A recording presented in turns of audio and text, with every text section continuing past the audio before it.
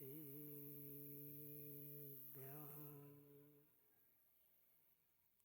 नमः।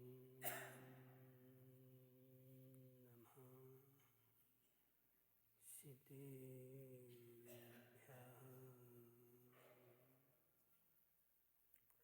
तज्जयति परं ज्योति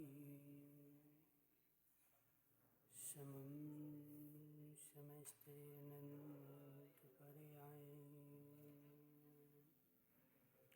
दर्पणतले विसकला प्रतिफलति पदार्थमालिका यत्र नमो अरिहन्तारं नमो सीतारं नमो वायरीयारं नमो वज्रायाणं नमो लोये सप्तसाहं। पंच परमेष्टि भगवान के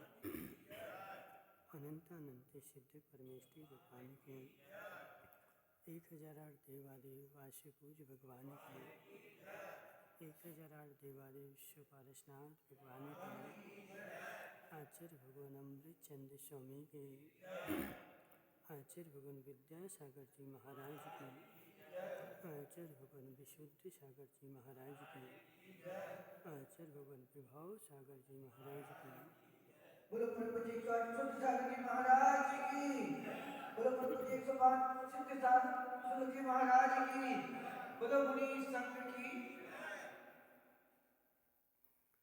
मनुष्यों तीर्थंकर भगवान की दिव्य देशना शादवाद वाणिज्य बंद आचार्य भगवान अमृत चंद्र स्वामी सम्यक दर्शन का स्वरूप बताते हुए समझा रहे हैं कि हे जीव, सम्यक दर्शन के जो 8 अंग हैं उसमें एक एक अंग का स्वरूप समझो।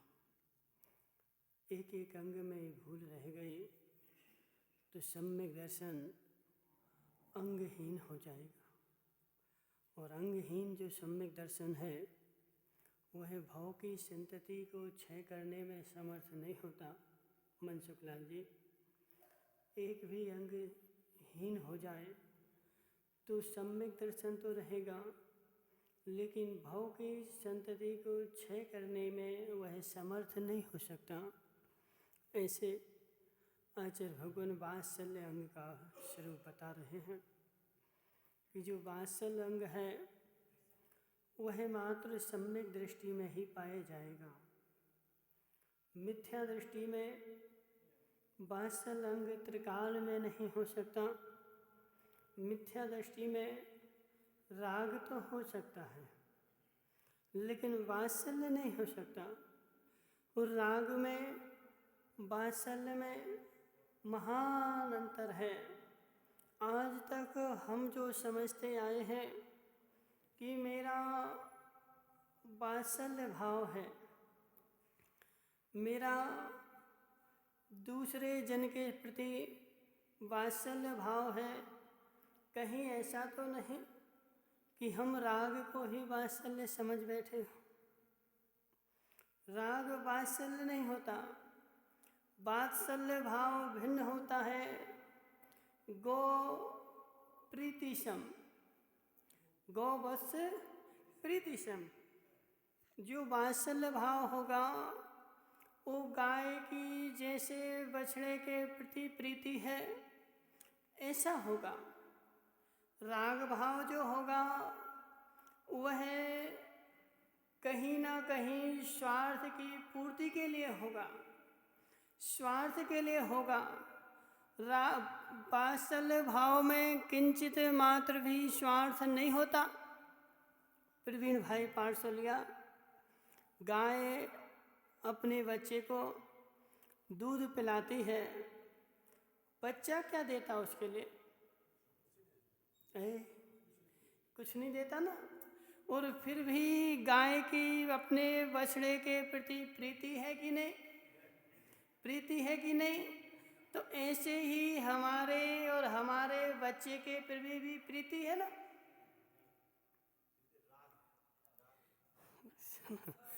राजमल सेठ, गाय के बछड़े के प्रति वात्सल्य भाव है कि राग भाव है? वात्सल्य भाव है ना। तो प्रत्येक माँ को अपने बच्चे के प्रति वात्सल्य भाव होता है।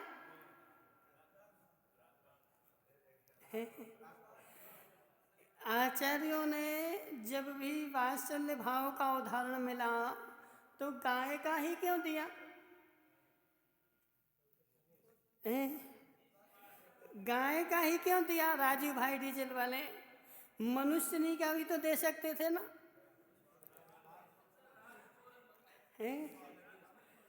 समझना, मनुष्यनी का अपने बच्चे के प्रति वात्सल्य भाव नहीं है, वह राग भाव है। गाय का अपने बछड़े के प्रति जो प्रेम भाव है वह वात्सल्य भाव है। उसको उस बछड़े से किंचित मात्र भी अपेक्षा नहीं रही। कोई अपेक्षा नहीं कि यह बच्चा बड़ा होकर के मेरा पालन पोषण करेगा, मुझे खाने के लिए देगा, मेरा सेवा करेगा। लेकिन जहाँ अपेक्षा आ गई वहाँ वात्सल्य भाव समाप्त हो गया।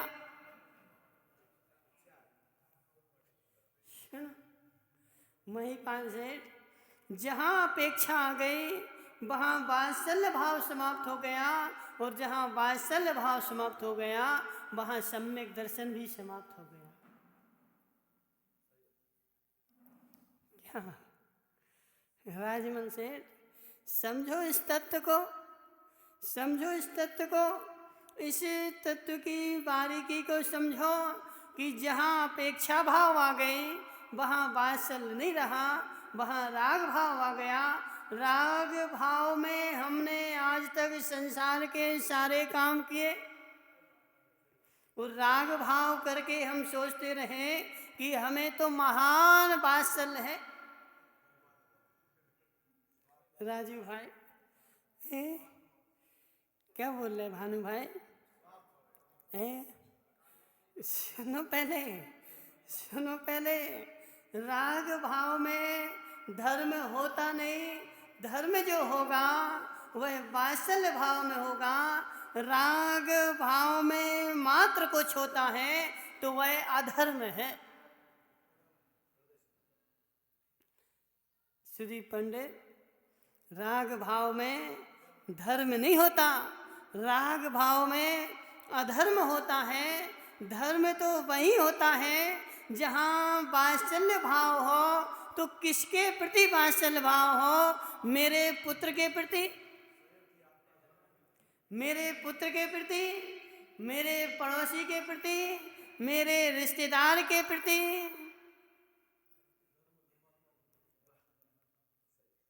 क्या अजित भाई, कितना कठिन है, कितना कठिन है धर्म।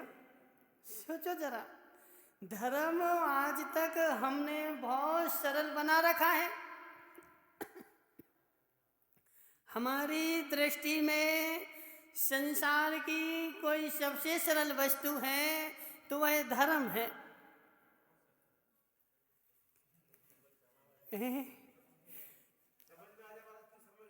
सुनो तो मनसुख लाल जी, सुनो तो पहले। हमारी दृष्टि में संसार का सबसे कोई सरल काम है तो वह धर्म है, और सबसे कोई कठिन काम है तो वह संसार चलाना है।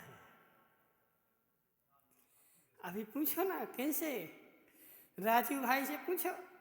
राजू भाई, राजू भाई, पैसा कमाना सरल है कि कठिन है?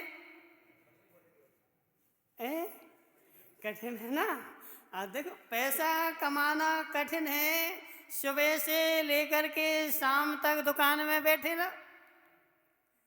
कहा जी, सुबह से शाम तक दुकान में बैठे रहो। जो ग्राहक आएगा अब उसकी भी खुशामद करनी पड़ेगी, उसको भी खुश करना पड़ेगा।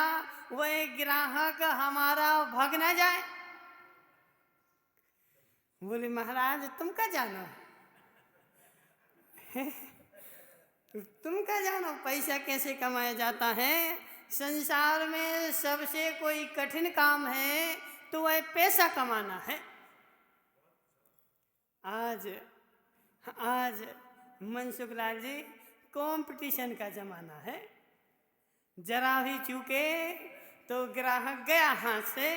इतना कंपटीशन है कि सुबह से शाम तक ग्राहक को देखते रहो। जब वह ग्राहक आता है तब वह पैसा आता है। सबसे कोई कठिन काम है भानु भाई तो पैसा कमाना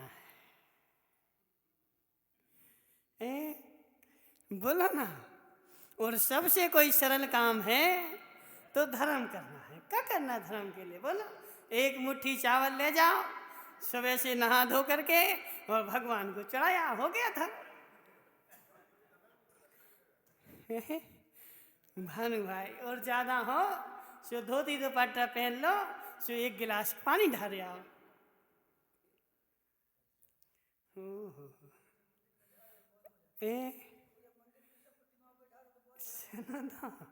सुनो तो आज तक मैंने अपनी जो छगन मगन जी धारणा बना रखी है कि संसार का सबसे सरल काम कोई है तो वह धर्म है। यह तुम्हारी मिथ्या मान्यता है, यह तुम्हारी मिथ्या मान्यता है। धर्म करने के लिए, पैसा कमाने के लिए दूसरे को बदलना पड़ता है, मायाचारी करनी पड़ती है, क्रोध करना पड़ता है और संसार को ठगना पड़ता है। पैसा कमाने के लिए पर को बदलना पड़ता है, पर से बदलना पड़ता है, लेकिन धर्म करने के लिए निज को बदलना पड़ता है। निज को बदले बिना धर्म त्रिकाल में होता नहीं। तुम मात्र धर्म का स्वांग रचाते रहो और स्वांग से धर्म होता नहीं। धर्म तो वहीं से प्रारंभ होता है जब निज में बदलाव आए।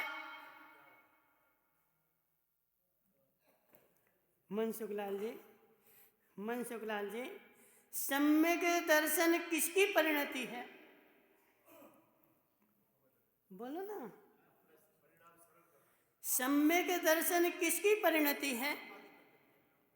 श्री पंडित, सम्यक दर्शन किसकी परिणति है? श्रीपाल जी, सम्यक दर्शन किसकी परिणति है? निज मेरी आत्मा की परिणति है। सम्यक दर्शन मेरे शरीर की परिणति नहीं है। सम्यक दर्शन मेरी निज आत्मा की परिणति है। आत्मा का ऐसा परिणमन कि वह सम्यक दर्शन जो होगा शरीर में नहीं होगा, आत्मा में होगा।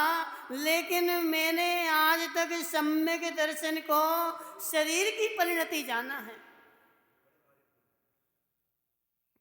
सम्यक दर्शन जो है वह शरीर की परिणति है।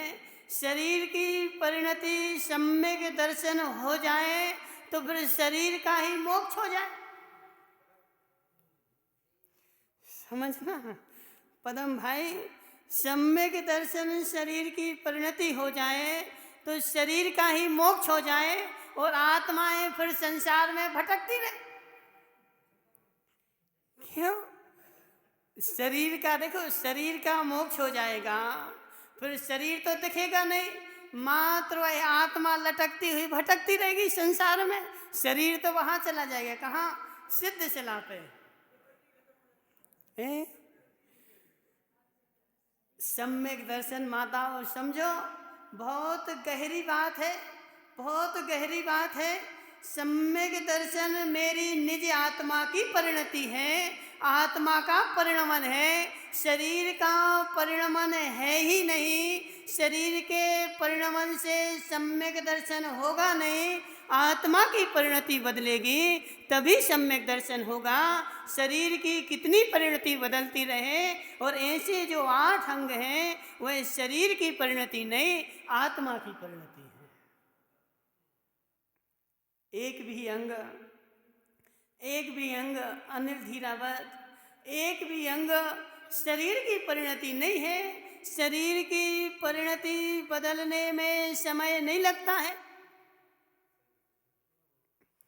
शरीर की परिणति सुनो, वो पद्म पुराण में आता ना मनसुखलाल जी, वह अंजना थी, कौन थी? अंजना थी ना, अंजना। वह 3000 वर्ष तक जंगल में रही, अनंगसरा। कितने हजार वर्ष तक?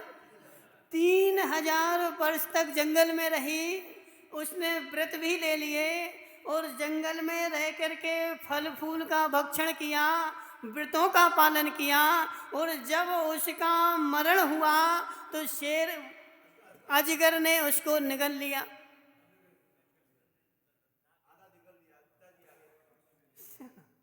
सुनो, क्या नाम तुम्हारा? कावा जी, अनंगसरा जो थी किसकी पुत्री थी?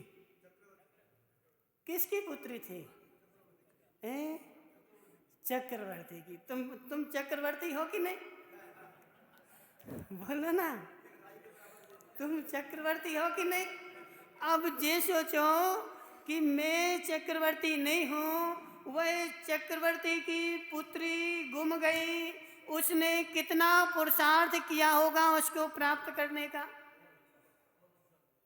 और 3000 वर्ष हो गए, उसकी पुत्री नहीं मिली। 3000 वर्ष तक अपनी पुत्री को खोजता रहा, और 3000 वर्ष के बाद जब पुत्री मिली तो कहाँ? जंगल में मिली। और किस अवस्था में? कि अजगर लील रहा है, आदि मुंह में है और आदि बाहर है। सोचो सोचो। और उसका पिता कोई सामान्य नहीं, चक्रवर्ती था। 9 नदियां, 14 रत्न उसके पास थे, और उनकी 1000 देव एक रत्न की रक्षा करता है। भानु भाई सुनो तो, एक रत्न की 1000 देव रक्षा करते हैं, कोई सामान्य लोग नहीं। उसके पास क्या शक्ति नहीं थी कि मैं अपनी पुत्री को बचा लूं? वह तो अजगर का पेट चीर के भी निकाल लेता। लेकिन उस अनंगसरा ने बोला कि पिताजी नहीं, तुम हथियार नहीं चलाना, मैंने समाधि ले ली है और अब मैं बचने वाली नहीं हूं, इसलिए तुम इसका घात नहीं करना। उस अनंगसरा को माताओं, उस अजगर ने लील लिया और उसके प्राण निकल गए, और प्राण निकलने के बाद वह स्वर्ग में देवी हो गई। 3000 वर्ष तक अजित भाई उसने तपस्या की, व्रत लिए, लेकिन फिर भी उसको सम्यक दर्शन नहीं हुआ।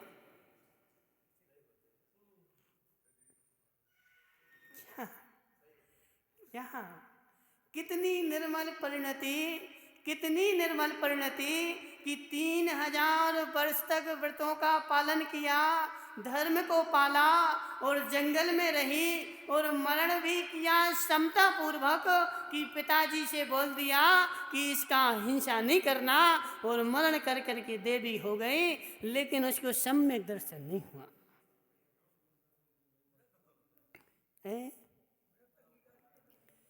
व्रत अंगीकार कर लेना भिन्न चीज है, सम्यक दर्शन हो जाना भिन्न चीज है। क्या जिसने व्रत अंगीकार कर लिए उसको सम्यक दर्शन हो गया? अंकेश भाई, जिसने व्रत अंगीकार कर लिए क्या उसको सम्यक दर्शन हो गया? नहीं।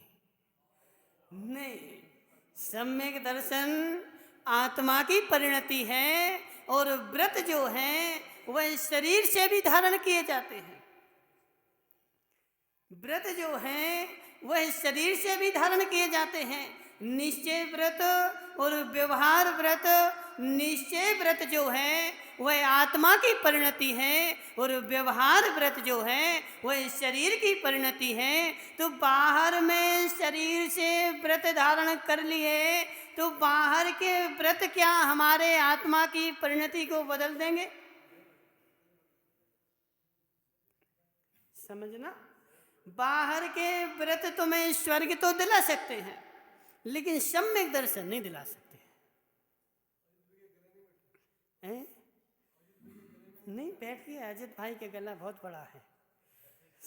अजित भाई, बाहर के व्रत, बाहर की क्रिया तुम्हें देव तो बना सकती है, लेकिन सम्यक दर्शन प्राप्त नहीं करा सकती। सम्यक दर्शन की प्राप्ति जब होगी तो निज आत्मा का परिणमन होगा, निज आत्मा की परिणति बदलेगी। निज आत्मा की परिणति बदलेगी तो उसके भावों में वैसी विशुद्धता प्रति क्षण होगी।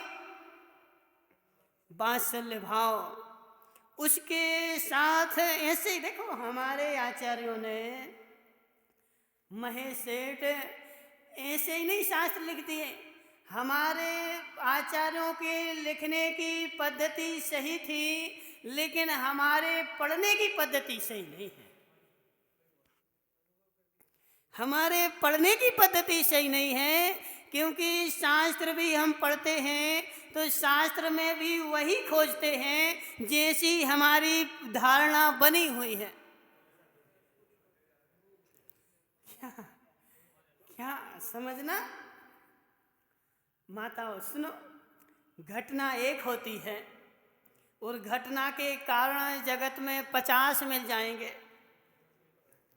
घटना एक होती है और एक घटना हुई है तो उस एक घटना का कारण भी एक ही होगा, लेकिन जिसकी जैसी परिणति है वह वैसे सोचेगा और वैसा कारण बताएगा, और वैसा कारण बता करके संसार में बहुत सारे कारण ही कारण हो जाएंगे। लेकिन यथार्थ क्या है?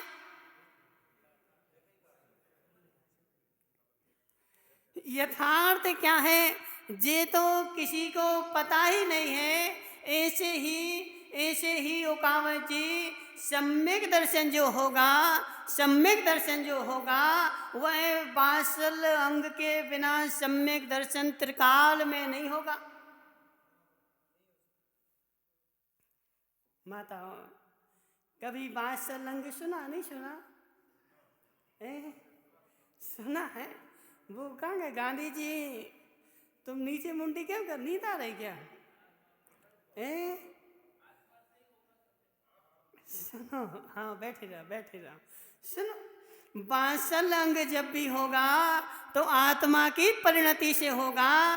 जीव की परिणति से वात्सल्य अंग होने वाला नहीं है।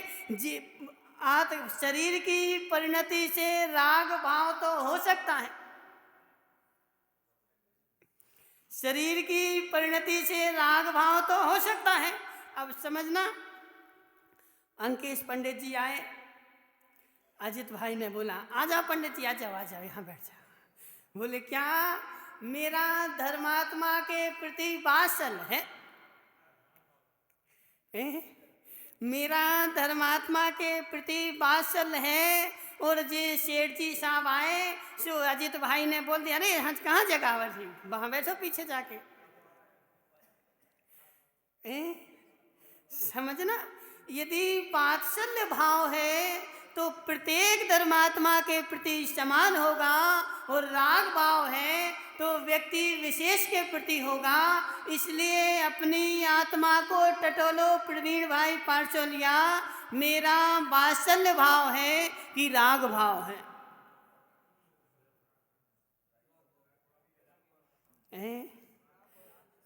राग भाव है राजू भाई डीजल वाले, राग भाव है तो निश्चित दुर्गति है।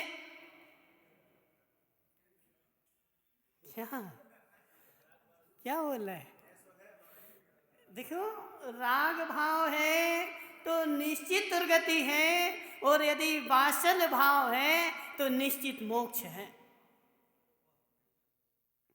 जिसके पास वात्सल्य भाव है उसके मोक्ष को कोई रोक नहीं सकता, और जिसके पास राग भाव है उसको तीर्थंकर भी आ जाए तो मोक्ष दिला नहीं सकते, क्योंकि राग जो है वह बंध का ही कारण है। माताओं, देखो, अपने अपने को टटोलो, दूसरे को नहीं देखना। अपने अपने को टटोलो। बोले मैं बहुत बड़ा धर्मात्मा हूँ, मैं बहुत बड़ा धर्मात्मा हूँ, मैं अभी घर पे जाता हूँ, मुझे अपनी बहू को मंदिर भेजना है। क्या है? वात्सल्य भाव है ना, बहू के प्रति नहीं, धर्म के प्रति वात्सल्य भाव है। मैं अपनी बहू को मंदिर भेजता हूँ और दूसरे की बहू को 4 गालियां सुना के जाता हूँ।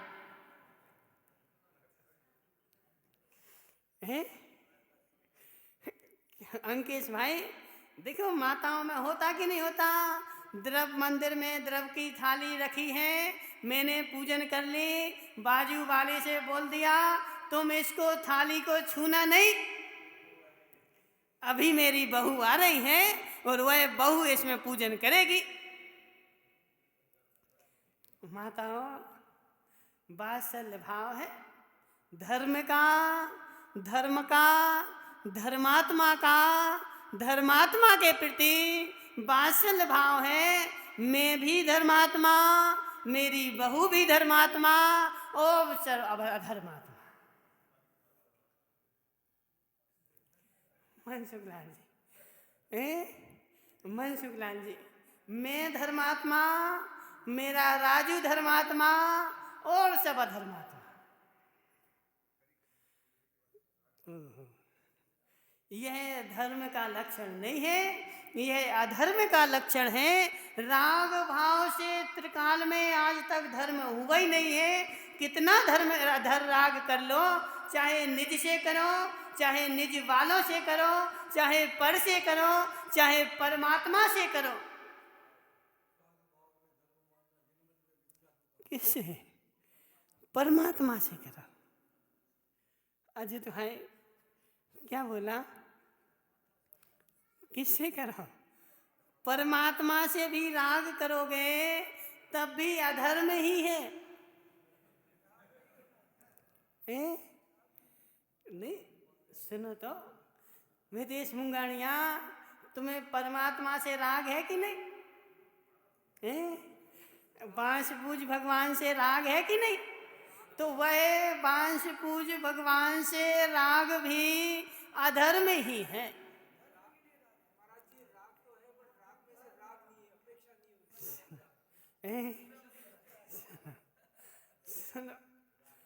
अंकेश भाई, प्रशस्त राग, अप्रशस्त राग, प्रशस्त राग जो होता है वह स्वार्थ पूर्वक होता है, वो अप्रशस्त राग जो होता है वह स्वार्थ वाला होता है, और प्रशस्त राग जो होता है वह भावनात्मक होता है। अंचे में, पूज्य में, बंदा में, नमस्सामि, दुख को कम को बोहिलाओ, सुगहि गम्यम समाहि मरणम, जिन गुण संपत्ति हो। यह क्या है? यह क्या है? प्रशस्त राग है। मेरे दुखों का क्षय हो, बोधि की प्राप्ति हो, समाधि हो, ऐसी भावना करना प्रशस्त राग है। भगवान से राग करना कि मात्र भगवान की पूजन आज मैं ही करूँगा।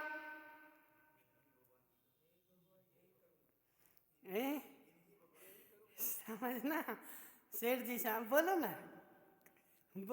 तुम तो सेठ है, तुम्हें काहे का डर है? सेठ को काहे का डर? सेठ जी साहब, मैं इन्हीं भगवान की पूजन करूँगा, यही बैठ के करूँगा, अन्य जगह बैठ के नहीं कर सकता। मुझे इन्हीं भगवान से सब कुछ मिलता है, मैं इन्हीं भगवान की पूजन करूँगा। दूसरा बैठ जाए तो डंडा मारूंगा। माताओं, दूसरा बैठ जाए तो डंडा मारूंगा, 10 सुनाऊंगा। यह राग भी नरक गति का कारण है। चलमल अगाड़ नहीं है, चलमल अगाड़ नहीं है। चलमल अगाड़ भी निर्मल परिणति है, समल परिणति नहीं है। चलमल अगाड़ में ऐसी भाव तो रहते हैं कि ये भगवान मेरे हैं, लेकिन उन भगवान के प्रति लड़ने मरने के लिए तैयार नहीं होता हुआ है, क्योंकि सम्यक प्रकृति है। शांतिनाथ भगवान शांति करने वाले हैं। मुझे शांतिनाथ की पूजन करनी है, वह भाव मात्र यहीं तक रहेगा।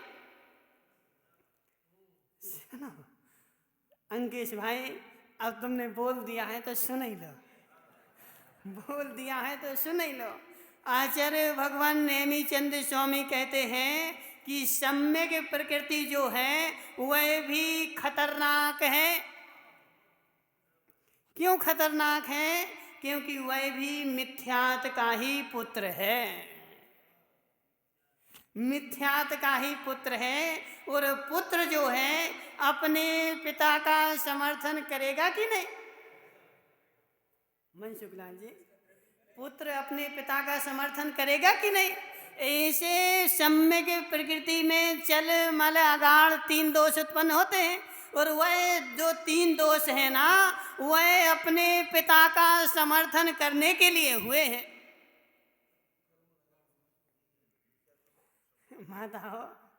माताओं, चल मल अगाड़ दोष उत्पन्न ना हो तो सम्यक दर्शन नहीं है। क्या? सुनो, चल मल अगाड़ दोष उत्पन्न नहीं हो तो वह मिथ्या दृष्टि है, और चलमल अगाड़ दोषों की अति हो जाए तब भी मिथ्या दृष्टि है। चलमल अगाड़ दोष मिथ्यात को बढ़ाने के लिए हुए हैं। शांतिनाथ भगवान शांति देते हैं। यहाँ तक तो ठीक है, शांतिनाथ भगवान शांति देते हैं, यहाँ तक तो ठीक है। लेकिन शांतिनाथ के राग में तुमने कुंथुनाथ का अपमान कर दिया। शांतिनाथ भगवान शांति देते हैं, ऐसी राग है ना, तो यहाँ तक भावनात्मक रहे। शांतिनाथ के राग में कुंथुनाथ का अपमान हो गया, घोर मिथ्यात्व में चला गया। इसलिए अंकेश पंडित जी, इन 3 प्रकृतियों को भी बड़े संभाल के रखना पड़ेगा। यह प्रतिमा मैंने बनवाई है। कौन सा दोष है? कौन सा दोष है? अगाड़ दोष चला गया। यह प्रतिमा, क्या नाम, अजित भाई, ऐसे भाव नहीं आए कि यह प्रतिमा मैंने बनवाई है तो तुम मिथ्या दृष्टि हो। क्यों?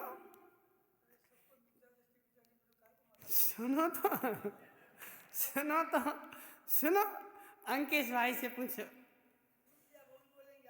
अंकेश भाई, यह प्रतिमा मैंने बनवाई है, यह भाव नहीं आए तो सम्यक दृष्टि की मिथ्या दृष्टि। ओहो, सुनो तो जरा मनसुख लाल जी, क्या हो गया? तुमने ही प्रतिमाएं बनवाई? सुनो, यह प्रतिमा मैंने बनवाई है। यह जो है ना, अगाड़ दोष है, और अगाड़ जो होता है वह क्षयोपशम किस सम्यक दृष्टि को होगा? अंकेश भाई, मनसुख लाल जी, अगाड़ दोष कौन से सम्यक दृष्टि को होगा?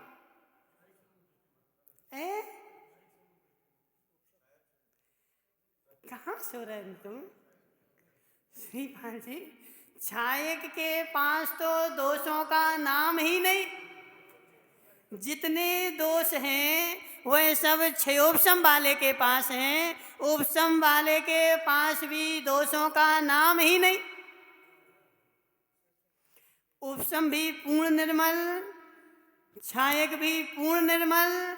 दोषी कोई है तो वह दोषी है छह उपशम। और पंचम काल में जो सम्यक दर्शन होता है वह छह उपशम ही होता है। मनसुख लाल जी जितने ऐसा बोल रहे हैं कि मैं पूर्ण निर्दोष, मुझे तो चलमल अगाढ़ दोष भी नहीं है, वह तो मिथ्या दृष्टि।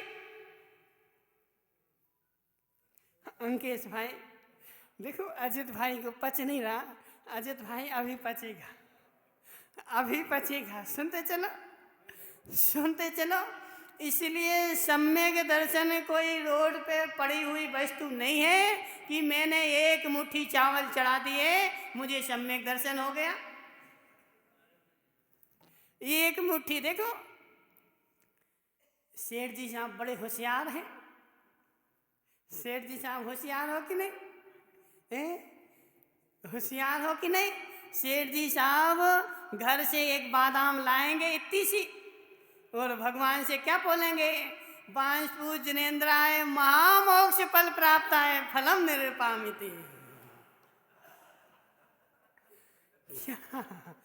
एक बादाम लाए इतनी सी, और भगवान से क्या बोला? हे भगवान ले जे बादाम ले लो, हमें मोक्ष दे दो। एक बादाम के बदले मोक्ष मिल जाए, इतना मोक्ष सरल नहीं है। सुदीप भाई समझो बात को।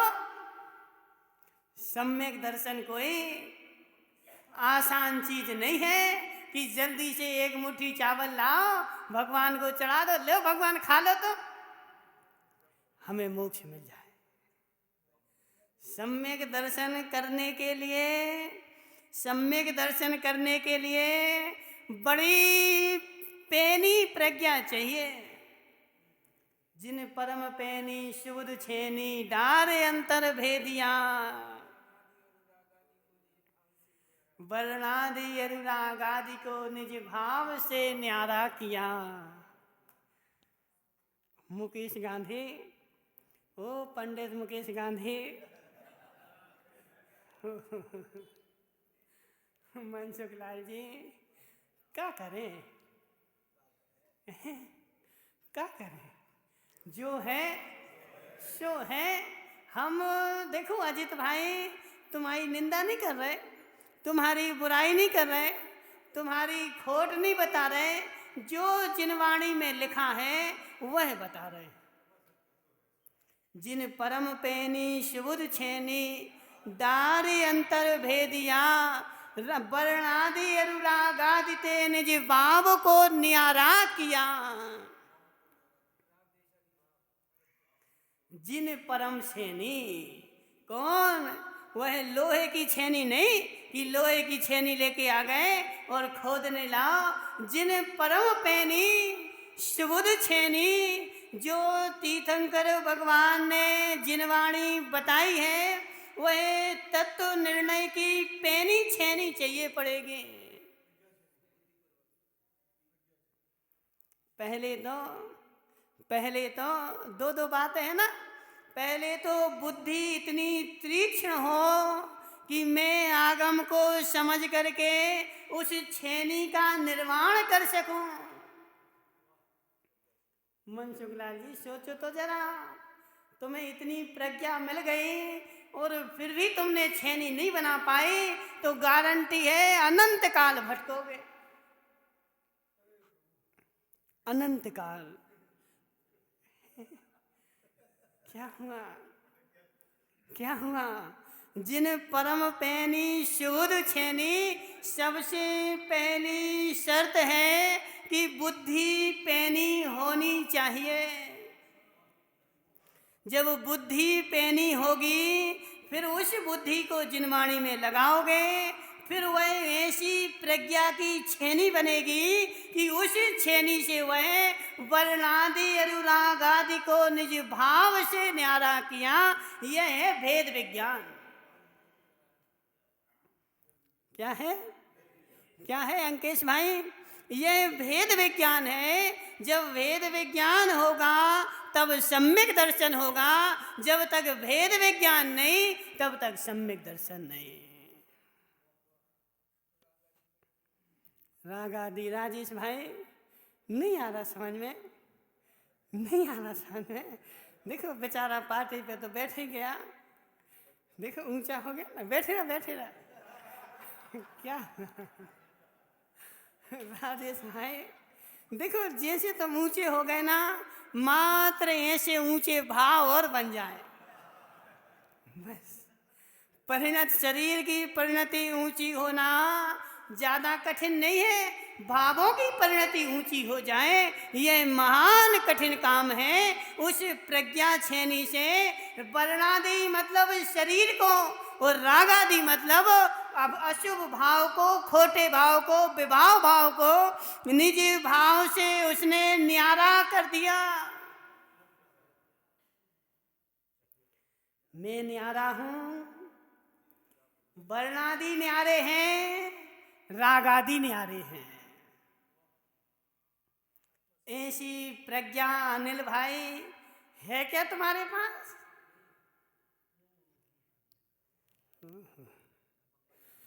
बोले महाराज तुम तो सरल सरल बता दो क्या अंकेश भाई क्या जी हितेश मुंगानिया क्या बोल रहा? बोले महाराज तुम तो सरल सरल बता दो कि हमें काका खाने हैं और काका नहीं खाने हैं। जी इतना कठिन हमें समझ में नहीं आता। तुम तो जी बताओ कि आज से क्या खा लें और क्या छोड़ दें जो हमें मोक्ष हो जाए।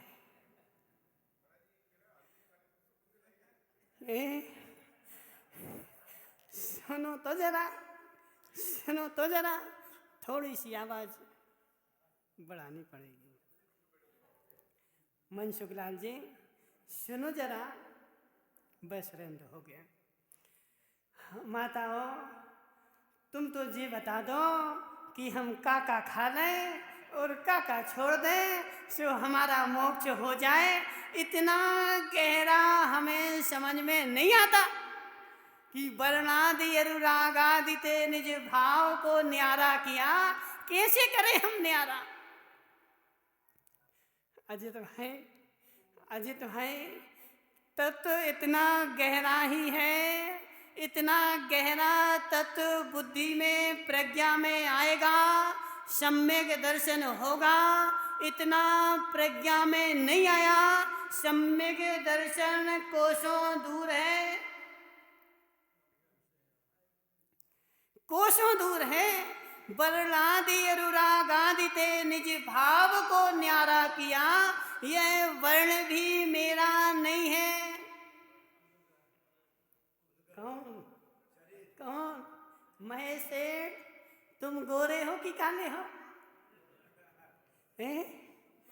गोरे हो कि काले हो? खट्टे हो कि मीठे हो? बोलो ना खट्टे हो ना मीठे हो। तो अभी जाके खट्टा खाओगे? नहीं खाओगे खट्टा। वर्णादि अनुरागादि ते निज भाव को न्यारा किया, यह वर्णादि मेरे नहीं है, यह वर्णादि पुद्गल के हैं। यह रागादि मेरे नहीं है, यह रागादि पुद्गल के संयोग से हुए हैं। अंकेश भाई किसके प्रति किसी एक के प्रति नहीं, पुद्गल मात्र के प्रति।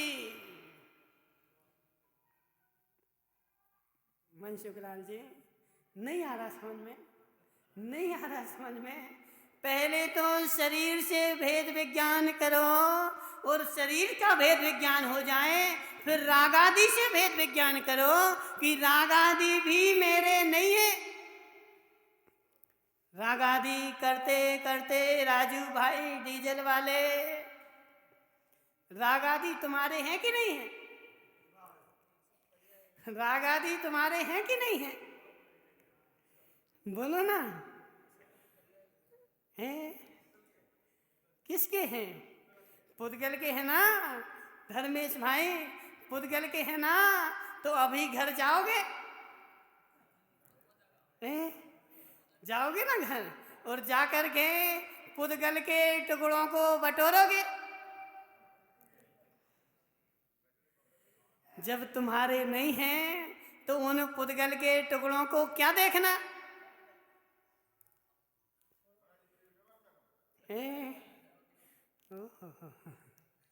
मनसुखलाल जी, देखो लोगों ने निश्चय को, व्यवहार को खिलौना बना दिया, खिलौना बना दिया। जब जिसकी आवश्यकता हुई सो खेल लो उससे। निश्चय व्यवहार खिलौना नहीं है। बोले महाराज, जब मेरे राग की पूर्ति नहीं होगी सो मुझे व्यवहार में आना पड़ेगा, और राग की पूर्ति हो जाएगी सो निश्चय में चले जाएंगे। माताओं, आज थोड़ी समझ में थोड़ी आ रहा होगा, आ रहा है समझ में?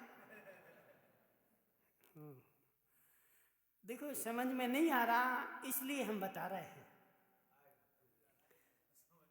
संकेश भाई, ऐसा नहीं सोचना कि महाराज जी इतना कठिन क्यों बोल रहे हैं, समझ में नहीं आ रहा इसलिए हम तुम्हें बता रहे हैं कि 50 के हो गए, समझना, 50 के हो गए। मोहनलाल जी तुम तो 70 के हो गए। आज तक संसार समझ में आया कि नहीं आया?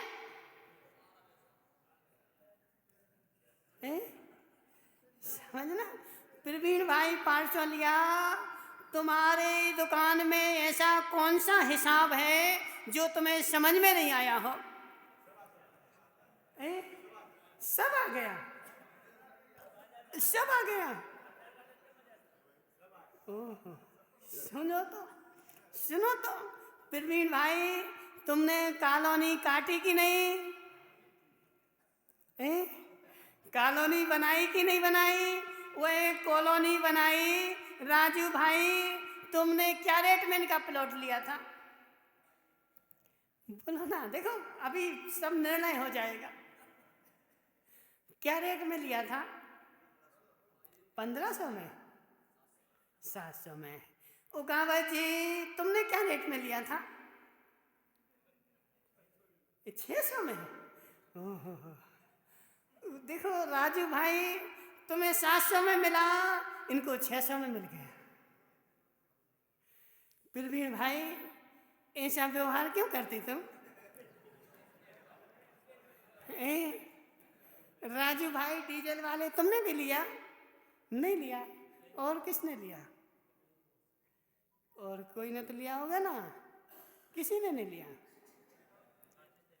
किसने लिया? राजेश भाई ने। राजेश भाई, तुम्हें क्या रेट में मिला?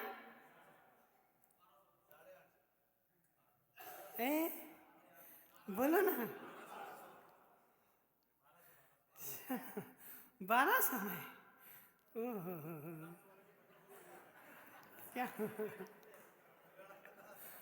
प्रवीण भाई, एक को 600 में, एक को 700 में, एक को 1200 में। ऐसा क्यों करते तुम?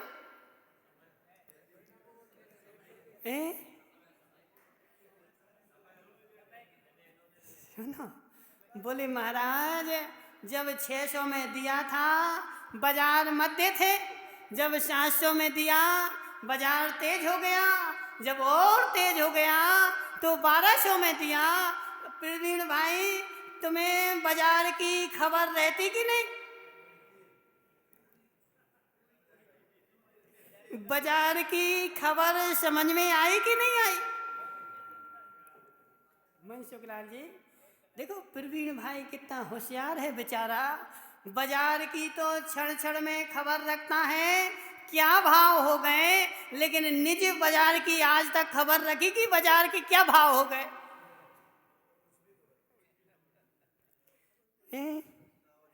निज बाजार की, मुकेश गांधी, निज बाजार की खबर हुई आज तक कि क्या रेट हो गए? निज के भाव महेश सेठ जिस दिन मंदिर में आए थे बहुत ऊंचे थे और निज के भाव तो प्रति समय गिरते गए, उनके और तो ध्यान ही नहीं है, मात्र पुद्गल के भाव पूछते रहो कि गुड़ क्या भाव हो गया, शक्कर क्या भाव हो गई, तो उनके भाव तो तुम्हें समझ में आते हैं, लेकिन जिनवाणी के भाव समझ में नहीं आते, क्योंकि तुम्हारे निज के भाव गिरते जा रहे हैं। जिन परम पेनी सुबुध छेनी डारे अंतर भेदिया, वर्णादि अनुराग आदिते निज भाव को न्यारा किया। अजित भाई, जिस दिन हमने घर छोड़ा था उस दिन कुछ भी समझ में नहीं आता था। मनसुख लाल जी, उस दिन कुछ भी समझ में नहीं आता था, आज सब समझ में आता है, यह सारा समझ में आएगा, लेकिन उसकी एक शर्त है, आत्मा की विशुद्धि जितनी बढ़ेगी उतना क्षयोपशम बढ़ेगा, और जितना क्षयोपशम बढ़ेगा उतना समझ में आएगा। अब क्षयोपशम बढ़े तो कहाँ से बढ़े?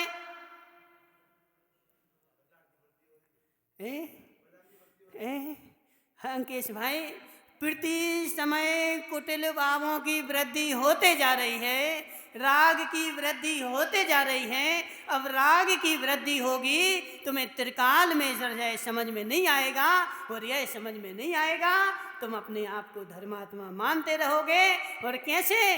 राग कर करके। अंकेश भाई, बुरा तो नहीं लग रहा, बुरा तो नहीं लग रहा, देखो बुरा लगे तो क्षमा कर देना, लेकिन तत्व ऐसे ही है, तत्व ऐसे ही है। अपनी बुद्धि को पैनी करके और निज प्रज्ञा में चलाना पड़ेगा, और निज प्रज्ञा में चला करके वर्णादि और रागादि को निज भाव से न्यारा करो। मैं अमूर्तिक ज्ञानानंद शुभावी टंकोत कीर्ण ध्रुव आत्मा हूँ, मैं अमूर्तिक हूँ, मेरे भाव अमूर्तिक हैं, मेरा मूर्तिक से क्या संबंध?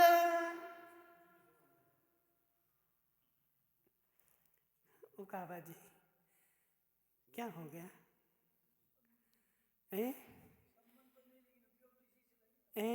मूर्तिक से, मूर्तिक से उपयोग लेना नहीं पड़ेगा, लेना पड़ रहा है। क्यों लेना पड़ रहा है? क्योंकि मेरी ऐसी शक्ति नहीं है, मैं असमर्थ हूँ, इसलिए ले रहा हूँ, लेकिन मुझे लेना नहीं चाहिए, लेना नहीं चाहिए। अजित भाई, ऐसी परिणति जब होगी कि वर्णादि रागादि दोनों ही मेरे से न्यारे हैं, ऐसी प्रज्ञा छेनी में, मात्र वचनों में नहीं, वचनों में तो हमने कई बार बोला रागादि अनुवर्णादि से निजे भाव को न्यारा किया, लेकिन न्यारा किया कब है? समझना, आज तक न्यारा किया कब है? जिस दिन न्यारा करोगे उस दिन तुम्हारा धर्म प्रारंभ होगा, जिस दिन न्यारा नहीं किया तब तक तुम्हारा धर्म नहीं हो रहा। पहले अजित भाई सुनो, पहले बुद्धि में न्यारा होगा, फिर प्रगट में न्यारा होगा। पहले बुद्धि में न्यारा होगा, जिस दिन बुद्धि में न्यारा होगा उस दिन सम्यक दर्शन होगा, और जिस दिन वास्तव में न्यारा होगा उस दिन सिद्ध दशा होगी। सुनो अजित भाई, तुमने कभी मकान खरीदा? कोई मकान नहीं खरीदा कभी?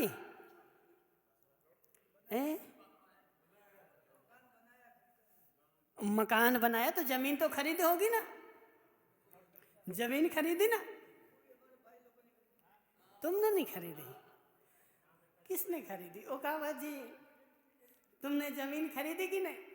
देखो डरो डरो नहीं, हम तुम्हारी नहीं मांगेंगे, तुम बिल्कुल नहीं डराओ। सुनो ओकावा जी, तुमने जमीन खरीदी कि नहीं? जब तुमने जमीन खरीदी थी तो उसके कुछ दिन पहले, महीनों पहले ऐसा मस्तिष्क में विचार लाया था कि यह मकान जमीन डली है, मुझे खरीदना है। पहले मन में सोचा था कि नहीं? पहले मन में सोचे बिना क्या जमीन आज तक किसी ने खरीदी? क्या हुआ भानु भाई? भानु भाई, पहले मन में जमीन खरीदी जाती है, फिर बाहर में जमीन खरीदी जाती है। जो मन में जमीन खरीदी वही बाहर में जमीन खरीदने का परिणाम है। जिसने आज तक सोचा ही नहीं ऐसा कि मुझे जमीन खरीदनी है, वह बाहर में जमीन खरीद सकता क्या? ऐसे अजित भाई लालावत पहले निज भाव वर्णादि रागादि को पहले अपने मन में पृथक करता है, और जो मन में पृथक करता है वह सम्यक दृष्टि होता है। जी, सम्यक दृष्टि कौन होता है? सम्यक दृष्टि कौन होता है? मात्र वचनों से नहीं कि रागादि वर्णादि मेरे से न्यारे हैं, कहने से कुछ नहीं होगा। ऐसी अटल श्रद्धा होगी तभी सम्यक दर्शन होगा कि यह शरीर भी भिन्न है और जो राग आदि भाव हैं वह भी मेरे से भिन्न है। माताओं, ऐसी श्रद्धा हुई कि नहीं? हाँ ना तो बोलो, ऐसी श्रद्धा हुई कि नहीं? बोलो ना, हो गई? समझना, ऐसी श्रद्धा जिस दिन हो जाएगी, ऐसी श्रद्धा जिस दिन हो जाएगी कि वर्णादि मेरे से न्यारे हैं। महेश सेठ, तुम तो किराए के मकान में रहे ना किराए के मकान में। तो जब किराए के मकान में रहे थे तो तुमने किराए के मकान में कौन सा बानिश पोता था? अच्छा, वो 1000 रुपया के 1 लीटर लाके पोता होगा। क्यों नहीं पोता? क्यों नहीं पोता?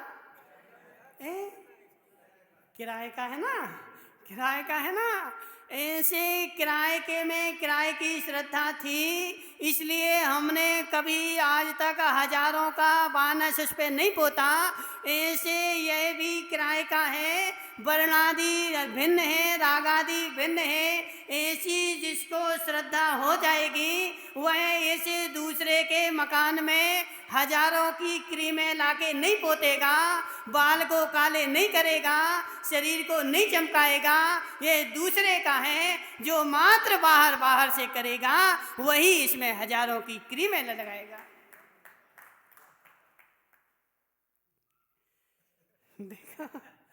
देखो बात ऐसी नहीं। बोले महाराज, यह शरीर तो भिन्न है, शरीर तो भिन्न है। जब शरीर भिन्न है तो शरीर भिन्न है तो हजार की क्रीमें लपेटने की क्या आवश्यकता है?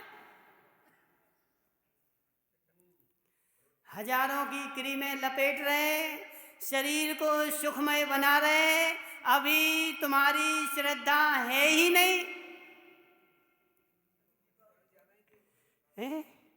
अभी तुम्हारी ऐसी श्रद्धा है ही नहीं कि ये वर्णादि अनुरागादि ते निज भाव को न्यारा किया। आज तक तुमने वर्णादि रागादि से निज भाव को न्यारा किया ही नहीं है। जो न्यारा कर लेता है वह उसमें लीन होता नहीं है, जो उसमें लीन हो रहा है उसने न्यारा किया नहीं है। माता बहुत टेढ़ा नहीं, महान टेढ़ा है, महान टेढ़ा है। सम्यक दर्शन कोई फोकट की वस्तु नहीं है। जिसको सम्यक दर्शन हो गया वह नरक में नहीं जाता, त्रियंच में नहीं जाता, मनुष्य में नहीं जाता, भवनवासी नहीं बनता, व्यंतर नहीं बनता, ज्योतिषी नहीं बनता, वह मात्र बनेगा तो वैमानिक देव ही बनेगा। इतनी 84 लाख योनियों में से मात्र कितनी 2 लाख बची उसके पास। 82 लाख योनियों का अभाव कहीं ऐसे फोकट में हो जाएगा? एक मुट्ठी चावल चढ़ाने से क्या 42 लाख योनियों का अभाव हो जाएगा? माताओं, सम्यक दृष्टि मात्र देव योनि में जाता है और किसी भी योनि में नहीं जाता, तो 82 लाख योनियां कि ऐसी फोकट में चली जाएंगी। बड़ा गहरा तत्व का निर्णय होगा और बड़ा गहरा तत्व का निर्णय होने के साथ बेशा वह चलेगा भी। महेश सेठ, किराए के मकान में मैंने आज तक यदि किराए का मकान गिरने लगे तो उसमें 10,000 लगना हो, मैं किंचित मात्र भी नहीं लगाऊंगा। खाली कर देंगे, दूसरा आ जाएगा। किराए का है ना, ऐसे वर्णादि अनुरागादि ते निज भाव को न्यारा किया। यह वर्ण जो है यह मेरा नहीं है। अभी तो तुम वर्ण को ही सुरक्षित करने में लगे हो। शरीर काला ना हो जाए, शरीर की चमक कम ना हो जाए, शरीर की चमक तुम स्थायी रखना चाहते हो, अभी तुम्हारे मिथ्या दर्शन का उदय है। मनसुखलाल जी, बुरा तो नहीं लग रहा। तत्व निर्णय ऐसे ही है, 7 तत्व ऐसे ही हैं। अभी तो तुम शरीर को स्थायी रखना चाहते हो, तुमने शरीर को पर्याय जाना ही नहीं है। पर्याय जो होती है वह त्रिकाल में स्थायी होती नहीं है, परिवर्तनशील होती है। और शरीर पर्याय है, वह बदलेगी। शरीर में तुमने द्रव्य बुद्धि कर ली कि मैं इसको स्थायी करूंगा। हे मिथ्या दृष्टि,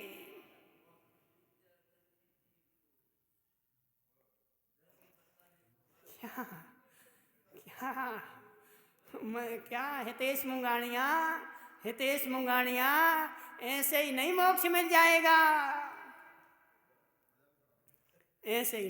मिल जाएगा। जिन परम पैनी सुबुध छेनी, जैसी अपनी बुद्धि को संसार में लगाए हुए हो, ऐसे धर्म में लगाना पड़ेगा। और उसको पैनी करके, जैसी तुम्हारी बुद्धि व्यापार में पैनी है कि तुरंत फोन लगाए रहते, कौन सी चीज का रेट कितना हो गया, समझना, कौन सी चीज कितनी महंगी हो गई, कितनी सस्ती हो गई। अब सुदीप पंडित 23 घंटे तो उन पुद्गलों को देखते रहो और बोले महाराज आधा घंटा हम आएंगे, जो अच्छी खूब पूजा करेंगे, हमें तो मोक्ष मिल जाए। जिन परम पैनी सुबुध छेनी, इतनी प्रज्ञा को छेनी करनी पड़ेगी जैसे मेरी प्रज्ञा पर पदार्थों में बार बार जा रही है, ऐसी बार बार निज में जाने लगे। अंकेश भाई बताओ इनको, अध्यक्ष जी को समझाओ। तुम तो पंडित हो ना, नहीं समझाते। सुनो अजित भाई, ऐसी प्रज्ञा क्षण क्षण जाएगी। अगाध दोष किसको लगेंगे? जो क्षयोपम सम्यक दृष्टि है, और वर्तमान में कोई भी छायक सम्यक दृष्टि है ही नहीं, और उपसम सम्यक दृष्टि है तो वह मात्र अंतर्मुहूर्त का है, उसका पता ही नहीं चलता है। और वह भी बार बार नहीं होता, पल्ल के असंख्यातवें भाग में एक बार होता है।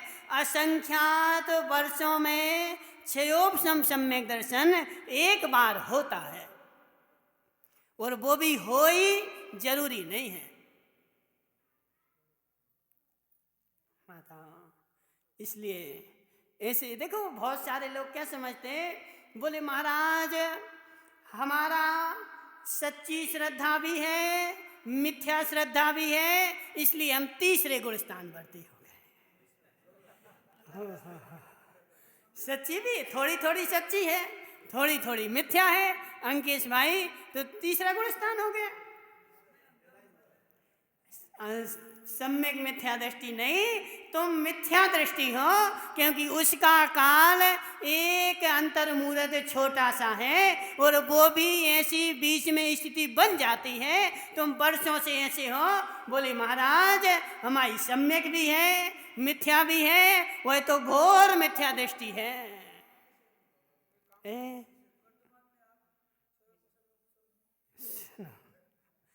क्या बोल रहे हैं? वर्तमान में जितने भी जीव हैं वह मात्र मिथ्या दर्शन के साथ ही उत्पन्न हुए थे, और पंचम काल में छायक सम्यक दर्शन होता नहीं। तो यदि सम्यक दृष्टि भी कोई होगा तो क्षयोपशम ही होगा, और जो क्षयोपशम होगा उसको चलमल अगाड़ दोष लगेंगे ही लगेंगे, नियम है। अंकेश भाई ऐसा नहीं कि किसी को लग सकते हैं, लग नहीं सकते, लगेंगे ही।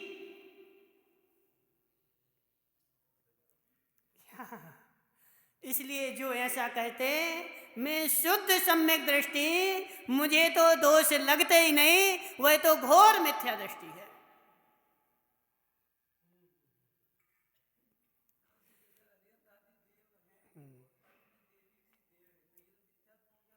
वो मिथ्या दृष्टि है, वो सब घोर मिथ्या दृष्टि है। उसकी तो अपन देखो पहले चर्चा करके आए सब, इसलिए एक चीज की अपन बार बार नहीं करते, उसके और आगे आगे चलो, ठीक है ना। वो तो सब मिथ्या दृष्टि है, उनकी तो अपन चर्चा ही नहीं कर रहे। अपन किन की चर्चा कर रहे हैं? जो भीतर जा रहे हैं, समझना, जो भीतर जा रहे हैं उनकी चर्चा कर रहे हैं। क्षयोपशम सम्यक दृष्टि के लिए चलमल अगाड़ दोष लगेंगे। यह प्रतिमा मेरी है, ऐसी यदि उसने प्रतिमा रखी है तो उसको भाव आएंगे ही आएंगे, आएंगे ही आएंगे।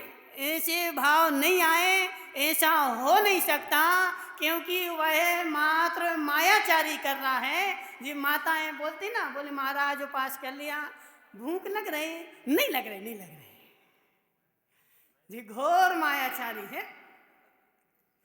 माता, घोर मायाचारी है। ऐसा हो ही नहीं सकता कि भूख ना लगे। यदि भूख नहीं लगे तो रोज उपास करो फिर।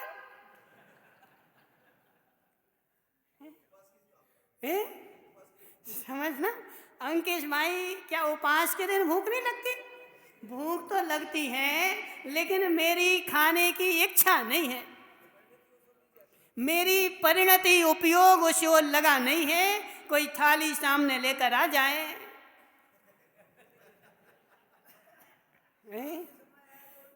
इसलिए अजित भाई तुम ऐसी मायाचारी नहीं करना। प्रतिमा मैंने रखी है तो ऐसे भाव आएंगे ही आएंगे कि यह प्रतिमा मैंने रखी है, लेकिन उसके ऊपर यदि अधिकार जमा के बैठ जाए तो घोर मिथ्या दृष्टि है। मैंने रखी है, लेकिन मैंने रखी है, लेकिन मैं उसके ऊपर अधिकार जमाऊं कि यह प्रतिमा मेरी ही है, यहाँ मैं ही पूजा करूँगा, मैं ही अभिषेक करूँगा, कोई अभिषेक पूजन नहीं कर सकता, तो वह तो घोर मिथ्या दृष्टि है। इसलिए चलमल अगाड़ दोष तक है। शांतिनाथ शांति देते हैं, मात्र नहीं है, शांतिनाथ शांति देते हैं। अब तो मुझे शांतिनाथ की ही पूजन करनी है, वहीं बैठना है, वहीं जाना है, अन्य भगवान से मुझे मतलब ही नहीं। ये चलमल अगाड़ दोष नहीं है, ये मिथ्या दर्शन की परिणति है। चलमल अगाड़ दोष यदि बढ़ जाए, समझना सेठ जी साहब, देखो बुरा नहीं मानना, जो है सो है तुम्हारी धोती में छेद है कि नहीं? छेद है तो तुम फटी धोती पहने? फटी धोती पहने? फटी धोती है, कहाँ फटी दिखाओ। अभी जो छेद है, यदि कपड़े में एक थोड़ा सा छेद हो जाए तो वह तो चलता है। अंकेश भाई, तुम्हारे कपड़े में एक छेद हो जाए थोड़ा सा तो क्या फेंक दोगे? नहीं फेंकेंगे, वह तो चलता है। लेकिन वह छेद पूरा फटा दे तो वह छेद भी है ना, वह छेद भी है ना, वह छेद भी कपड़ा फटाने के लिए है। लेकिन जब तक छेद है जब तक चलता है, लेकिन जब फट जाएगा तो नहीं चलता है। शांति ना शांति देते हैं, यह छेद है।